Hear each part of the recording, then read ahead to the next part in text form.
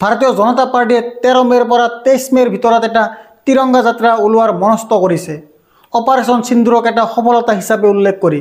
ভাল কথা, ওলোৱাক তিৰংগা যাত্ৰা, কিন্তু এইটো কি তাৰ ট্ৰেইলাৰ নেকি য'ত আপুনি কৰ্ণেল সুফিয়া কুৰেশ্বীক গালি দিব? সৰল প্ৰশ্ন আপোনালৈ, আপুনি এইদৰে গালি দিব নেকি? কাৰণ আপুনি নেতা, মন্ত্ৰী, বিধায়ক যি কি নহওক, কোঁৱৰ বিজয় শ্বাহে এটা ট্ৰেইলাৰ আগতে কৈ দিছে। এই দুটা ছবি বহুত শ্বকিং।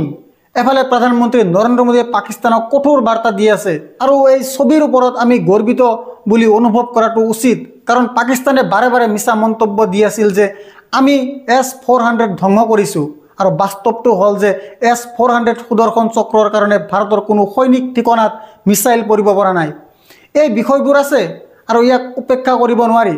কিন্তু যেনেদৰে ভাৰতীয় জনতা পাৰ্টিৰ কিছু নেতা হিন্দু মুছলিম কৰাত লাগি আছে, আপোনাক এই ভাৱনাবোৰৰ আঁৰৰ চিন্তাটো বুজিব লাগিব। এই মন্তব্যৰ পিছৰ ভাৱধাৰা বুজিব লাগিব।